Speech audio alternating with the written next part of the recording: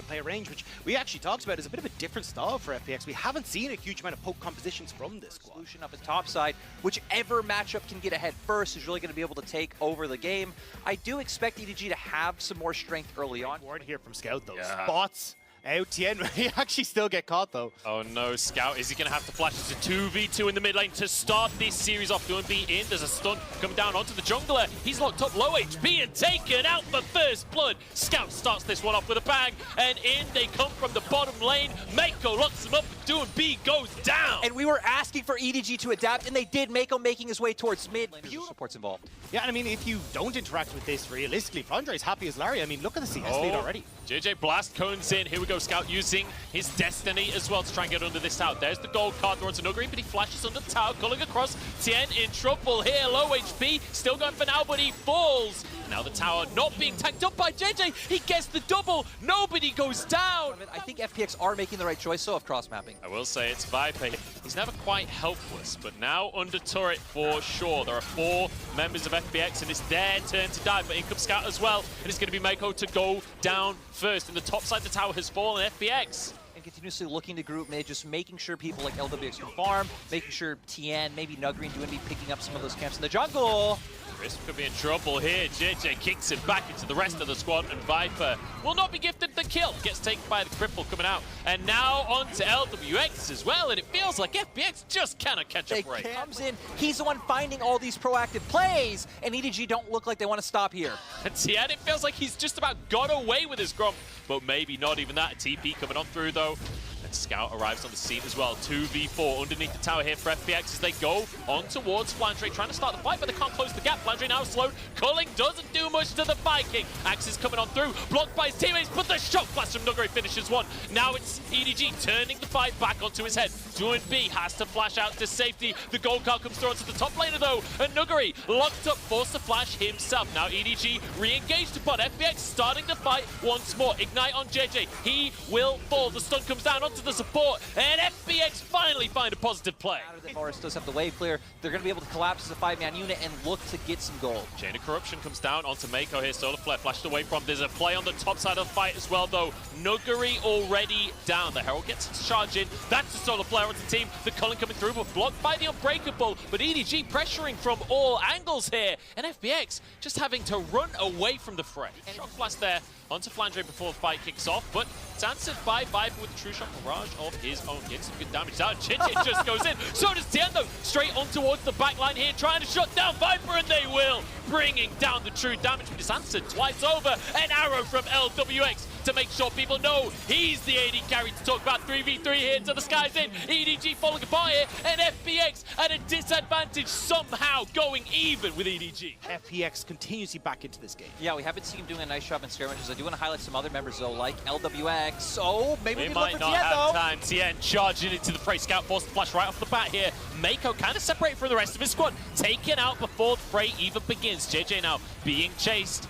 It's going to be Duenby stealing away that Dragon's Rage, but he can't quite go for anything more as EDG are forced to back away. Flandre and Viper want to contest, they want to threaten that Brock, so he's going to be relatively safe there. Duenby stealing the Solar Flare away. Viper, no heal available, does have his flash, but we've got to keep our eyes on that all-star AD carry. Destiny Port being used there just to regroup with the team from Scout. Dragon down to about half HP. It's just going to be burst down here. Who gets the surprise? It will be FPX to take the Dragon here. Now forced to retreat on this one. His health is already low. Gold card, Solar Flare. Viper gets the kill on Tiene, and EDG back in control. A great kick from JJ. Knocks LWX into the waiting arms of EDG. They take themselves the Drake. They take themselves a fight. Yeah, EDG, they played it so they're able to come out ahead. Looks like they're going to find themselves an ace. He's trying to hide. Nobody's home. EDG are just playing this so well, playing out through a 2-lane setup, making FPX having to react on 2 fronts, and they are going to be able to get probably both inhibitors with how they're playing. Yeah, between rapid fire cannons, those cannon minions having that barn. Comes down. Tiene solo flashes out to safety. JJ gets the Sonic Wave. Has he missed a single Q all game? Blind Monk my ass. They're going to go into the base here. 2 inhibs down. EDG are looking to make a statement in game number 1 of this series. It's LWX forced back onto fight. Actually, JJ's gone too deep on this one. is it possible that FPX maybe can hold on to the game off the back of it? Still Baron minions in the base. The cannons are just doing so much work. The Nexus is bare. It does not matter that the Monk went down. The Nexus is open, but EDG kick back. FPX fighting for their lives in game number 1. 3 members down. Can they finish the game? It's FPX falling apart, and it's Viper that takes over. And it's just so... It will be a return to Doinby's Orianna here. Doinby on the Ori next to a Gnar. You throw it onto other people to actually carry the game. I think that's probably the best spot you can be in versus FPX. So when Doinby's on Orianna, he's 97 games in his career. This is not like it's just completely out of left field.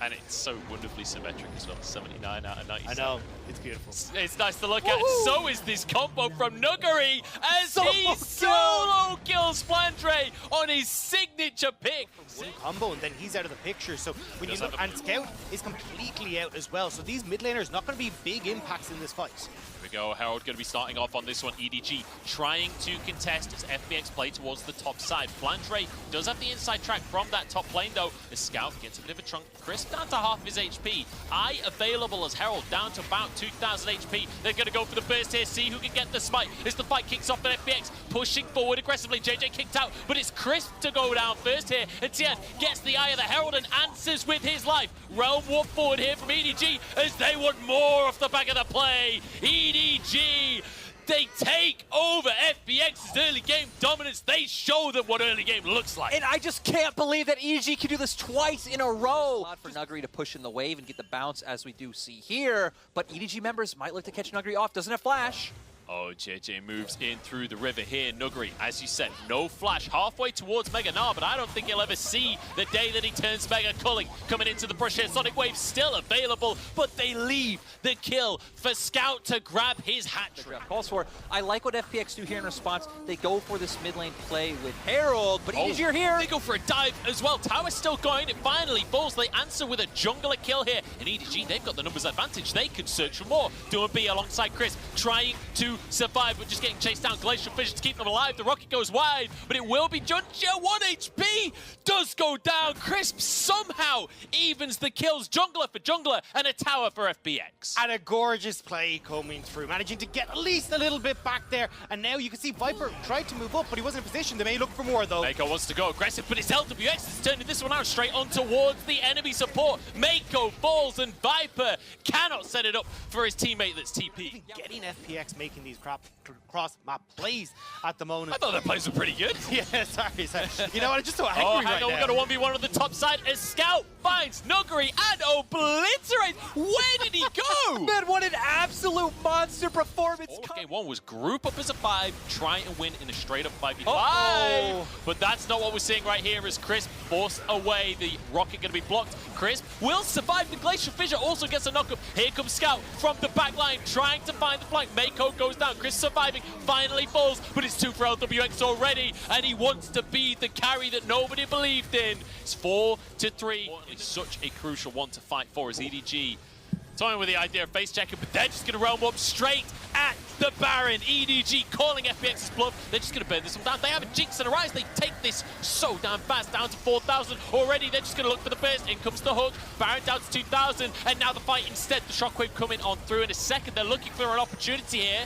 Tiene playing this one safe. Baron will reset. FPX actually going onto the Baron themselves. There's the shockwave straight onto Flandre. Shuts him out of the fight. LWX caught up, and Scout takes over. The rune's coming up strong, and now EDG in control of the fight. Doinby flashed upon as Scout gets the triple, gets the quadra, and gets EDG the Baron. This time there is no special vision tools for FPX to find a way in. The Scout is up on the top side of the play here. FPX trying to move forwards, but they could be in trouble. Look at the damage out from Scout. Straight on towards Nuguri, who has to just retreat here. Tiene's gone too deep. He's 1v4 in the back line. It's going to be a Moonlight Vigil to try and keep him safe, but they just don't have the damage. FPX forced away. More kills for EDG as they take over the finals. Doinby gets a consolation prize, but that's all he'll find as Scout chases him through the jungle. jungle, and the rest of EDG, they're looking for the home run. And EDG can just clean this up. They can push down the base. Precedented performance from EDG. They're going to blow this base open. They're looking for bonus kills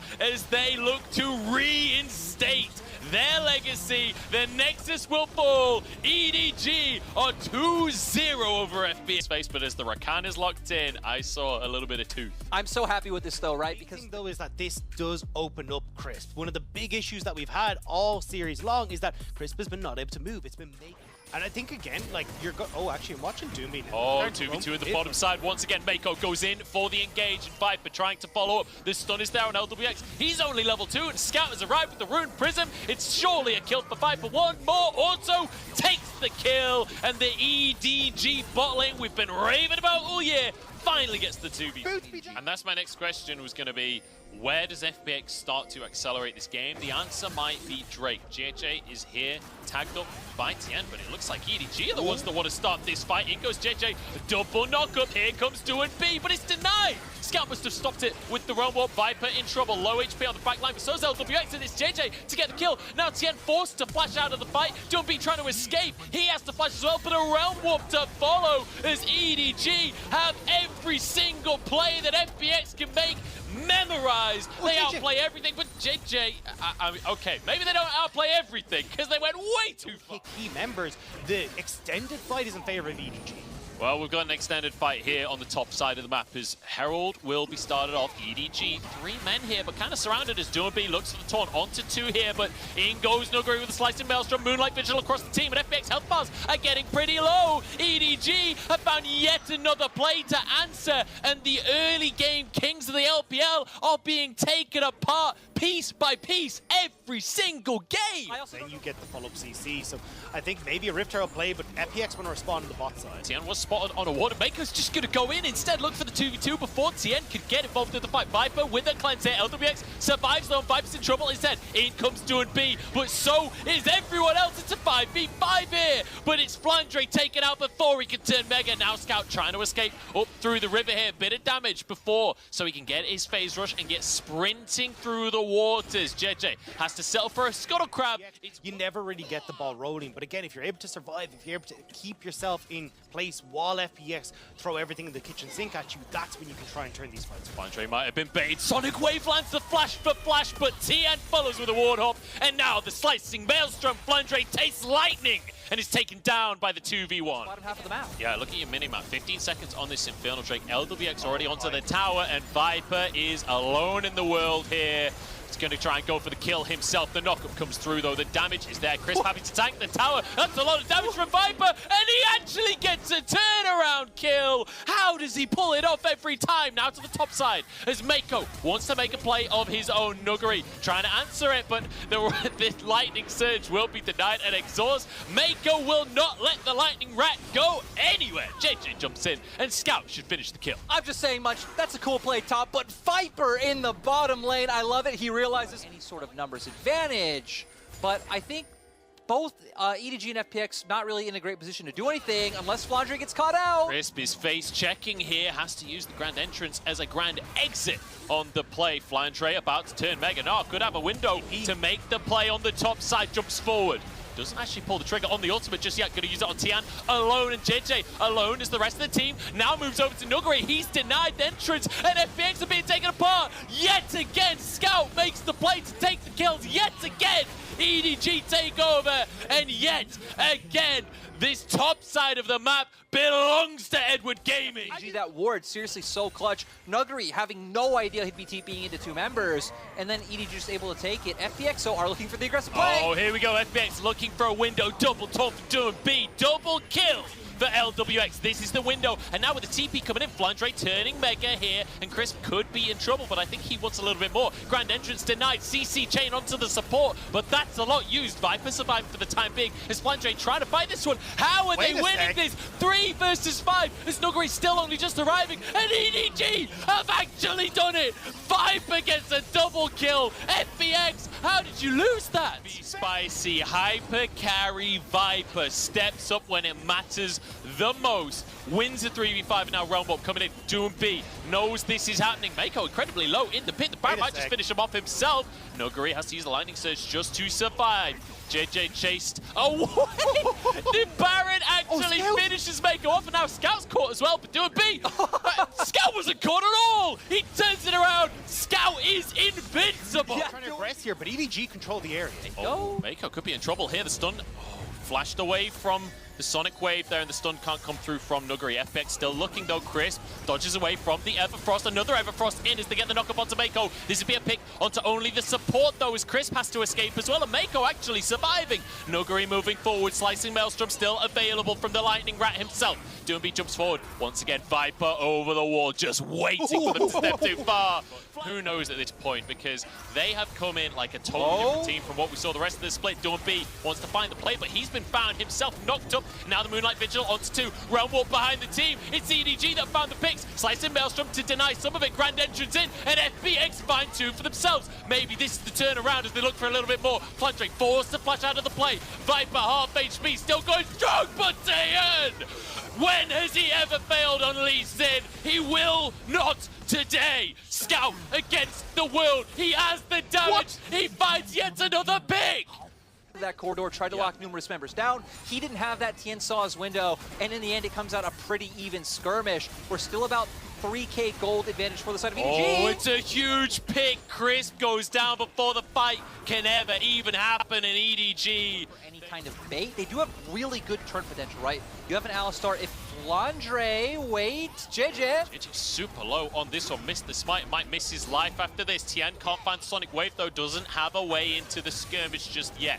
JJ, no Crescent Guard available. Doing B Everfrost will not fight it. And Tiene just knocked up. Grand Entrance now as the stopwatch keeps the jungler alive. Knockups on the backline and Flandre falls. FPX are finding the fight, but Viper still going strong. Scout off onto the flank, but Nuguri jumps on in with the slicing Maelstrom, shuts him down. The double stopwatch will buy you time, but that is it. And now FPX to the Baron.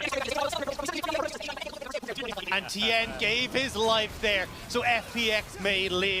And if you ever try to collapse them, you got the Realm Warp to try and get out of there as well. But FPX, they're coming in from multiple angles. But EDG, they're on the run. Tiene gets the Sonic Wave. He's onto the backline here if he wants it. JJ rooted up by the Everfrost. Has a stopwatch, keeps himself safe for the time being. Tiene looking for a way in. Nuguri up on the top side of the fight. Can he get the big slicing Maelstrom? Flandre in Mega Gnar. FPX can just wait this out for the time being. A Scout takes a chunk as well. Moonlight Vigil in with the quickness, in with the kick, in with the combo. But they haven't got a kill just yet. Flandre still surviving on the top side of the fight. Realm Warp out to the back of the fight. Scout trying to turn things around. He's alone in the back of the fray though, and he does not have the damage. A kill for Nuguri. 3 for FPX, and now towards the base. And FPX can just keep separating the members of EDG. Viper looks like he wants to hold the wave. I don't know if that's the right call, bro.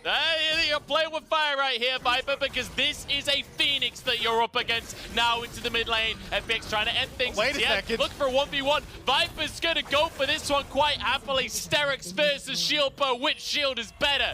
Viper gets him down into GA. Has to retreat. Tiene might find the kill here onto Viper, but the Sonic Wave goes wide. It doesn't matter because FPX will keep the series alive.